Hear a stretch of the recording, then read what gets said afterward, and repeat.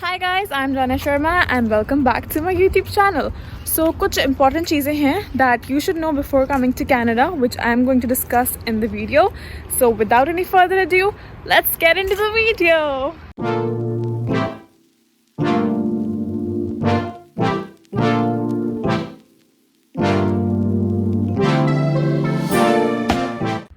So the very first thing is start building your connections from India itself.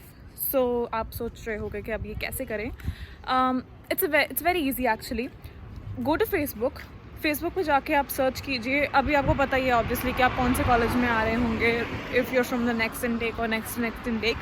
तो college का you already know. Suppose I am in Fanshawe college Toronto campus. So मैंने suppose search किया Fanshawe college Toronto campus. Groups निकल आएंगे उसके and look for the most active group there and उसको आप join कर लीजिए. Then post about yourself कि आप कौन से कॉलेज में आ रहे हो एंड योर कोर्स.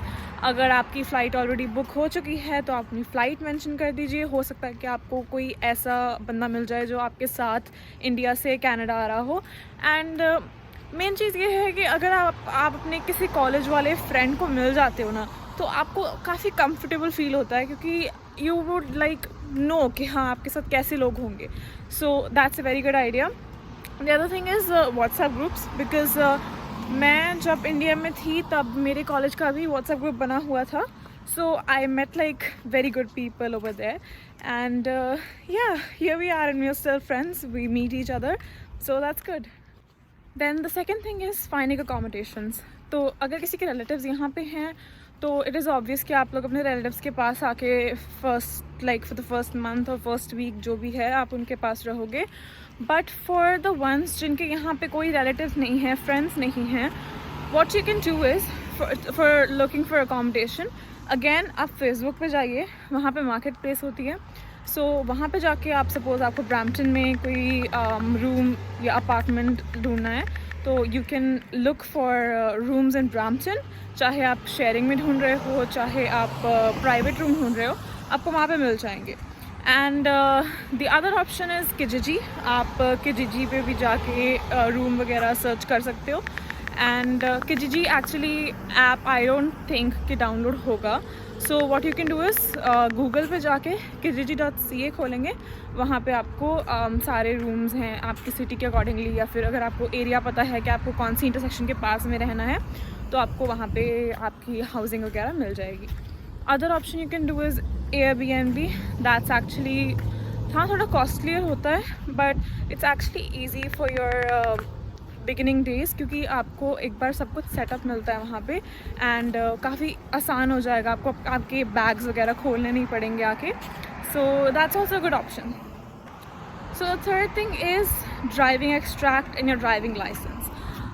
अगर आपके पास इंडिया में ड्राइविंग का एक्सपीरियंस है सो प्लीज़ ये मत भूलें कि आप वहाँ से अपना ड्राइविंग एक्सट्रैक्ट निकलवा के लेकर आएँ.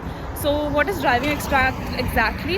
It's actually an experience letter कि हाँ आपने अपनी होम कंट्री में ड्राइविंग की है और आपको इतने साल का एक्सपीरियंस है. एंड जो ड्राइविंग लाइसेंस है वो याद रखना कि चिप वाला होना चाहिए. काफ़ी स्टेट्स में ऐसा होता है कि लाइक एक पेपर पे लिखा होता है कि ये नेम है और ये लाइसेंस है तो वो ही पेपर ही एज अ लाइसेंस चलता है. But you need a chip वाला लाइसेंस ओवर हियर. सो इससे होगा कि एक्चुअली में यहाँ पे अगर आप आते हो तो इनिशियल आपका G1 ओंटारियो में G1 लाइसेंस बनता है. Then you give your test for G2 and then G. So आपको फुल लाइसेंस बनने में अराउंड 16 मंथ्स लग जाते हैं. But if you'll have your DL extract and your driving licence from India so आपका ये प्रोसेस लाइक 1 to 2 मंथ्स में ही पूरा हो जाएगा and you'll have your full licence very early. So remember कि आप अपना DL एक्सट्रैक्ट एंड आपका ड्राइविंग लाइसेंस चिप वाला जो है वो इंडिया से लेकर आएँ. सो अगर आपका इंडिया में ड्राइविंग का अच्छा खासा एक्सपीरियंस है ना तो आप जब यहाँ पर आकर अपना लाइसेंस बनवाओगे तो आपका लाइसेंस वो एज़ पुराना ही काउंट होगा क्योंकि उतने साल का एक्सपीरियंस आपका यहाँ वाले लाइसेंस में ऐड होगा. तो जितना पुराना लाइसेंस होता है यहाँ पे इंश्योरेंस का रेट, कार इंश्योरेंस का रेट उतना ही कम होता है. तो आपको कार उतनी सस्ती पड़ेगी, लाइक कार इंश्योरेंस आपको उतनी ही सस्ती पड़ेगी. अगर आपका लाइसेंस नया है तो आपको उतने ही हाई रेट्स मिलते हैं कार इंश्योरेंस पे. The next thing is to remember कि आप अपने सारे ओरिजिनल डॉक्यूमेंट्स संभाल के कनाडा लेके आएँ, चाहे वो कोई भी डॉक्यूमेंट है, आपका 12th का DMC है, 10th का DMC है, आपकी ग्रेजुएशन सर्टिफिकेट्स हैं, your birth certificate and everything, you need it here. And अगर आपके सर्टिफिकेट्स पंजाबी में या कोई और रीजनल लैंग्वेज में हैं, so you need to get them translated. So एक नोटराइज्ड कॉपी आपके पास होनी चाहिए.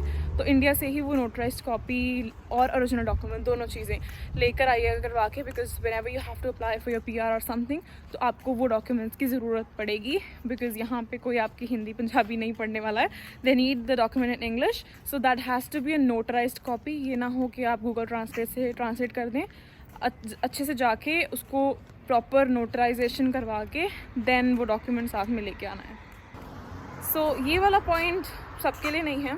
It's just for the people जिनके कोर्सेज में एक रिक्वायरमेंट होती है इम्यूनाइजेशन और वैक्सीनेशन कंप्लीट होने की. सो सपोज़ मेरा कोर्स है DSW का, डेवलपमेंटल सर्विसेज वर्कर. सो हमारी कोऑप के लिए, इंटर्नशिप के लिए ये क्राइटेरिया ज़रूरी है कि हमारी सारी इम्यूनाइजेशंस, मतलब जो बचपन में हमारे इंजेक्शन वगैरह लगते हैं ना, पोलियो का या व्हाटएवर जितने भी इंजेक्शंस होते हैं, सो वो लगे होने चाहिए, कंप्लीट होने चाहिए. तो वो सारा सर्टिफिकेट हमारे लाइक बर्थ टाइम से ही बन जाता है ना, वो सर्टिफिकेट सारा चाहिए यहाँ पे.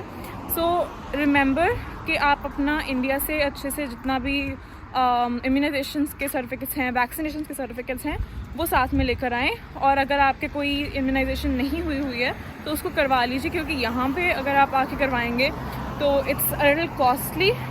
हो सकता है कि कुछ की इंश्योरेंस में भी कवर हो जाएगी, बट स्टिल रिस्क लेने का कोई फ़ायदा नहीं है. तो आप इंडिया से ही अपना ये करवा कर आइए. तो जो ग्रेजुएट्स हैं, ऑब्वियसली आप लोग का एक्सपीरियंस होगा इंडिया में काम वगैरह का, राइट? आप जॉब कर रहे होंगे.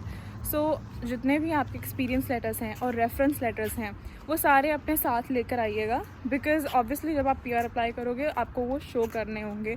तो ये ना हो कि जब आप यहाँ पे ऑलरेडी आ चुके हो और यहाँ पे आने के 2-3 साल बाद आप जाके अपने लाइक होम कंट्री में कॉल कर रहे हो कि हाँ जी मैं यहाँ पे काम करता था ये साल में, और मुझे अब अपने एक्सपीरियंस लेटर्स चाहिए, रेफरेंस लेटर्स चाहिए. तो हो सकता है कि आपके मैनेजर्स वगैरह सब चेंज हो गए हों उस टाइम तक. सो इट्स बेटर कि आप अपने पहले से ही रेफरेंस लेटर्स और एक्सपीरियंस लेटर्स दोनों बनवा के लाइए. And the other thing is आपके बैंक अकाउंट जिसमें आपकी सैलरी आती है उसको बंद मत करवा के आइएगा, बिकॉज हो सकता है कि आपको स्टेटमेंट्स शो करनी पड़ जाए अपनी सैलरी की. तो वो बैंक अकाउंट अपना चलता ही रखिए इंडिया में, और यहाँ से आप उसको हैंडल कर ही सकते हैं. और सबसे इम्पॉर्टेंट बात ये है कि जब तक आप इंडिया में हैं प्लीज़ रिलैक्स कीजिए. यहाँ पर आके आपकी हसल बसल वाली लाइफ शुरू होने वाली है. सो मेक श्योर कि आप अच्छे से रिलैक्स एंड रिजुविनेट होके आते हो यहाँ पे.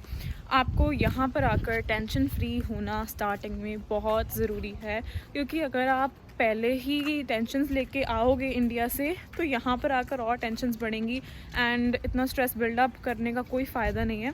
सो इट्स बेटर कि आप जितना टाइम इंडिया में हो अच्छे से अपना माइंड रिलैक्स कीजिए, घूमिए फिरिए, क्योंकि आई थिंक इंडिया वाला टाइम ना लाइक सबको याद आता है कि हाँ बहुत मज़ा आता था.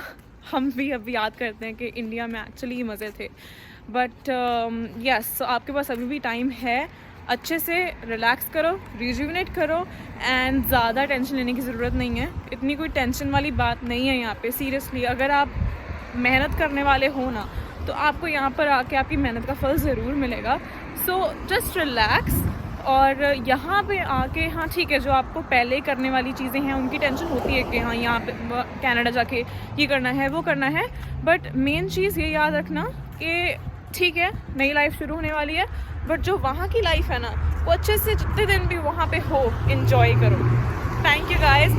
So if you guys think कि मैंने कोई पॉइंट मिस किया है, please mention it in the comment section below, and if you have to ask me anything or tell me anything, again in the comment sections. Bye bye guys.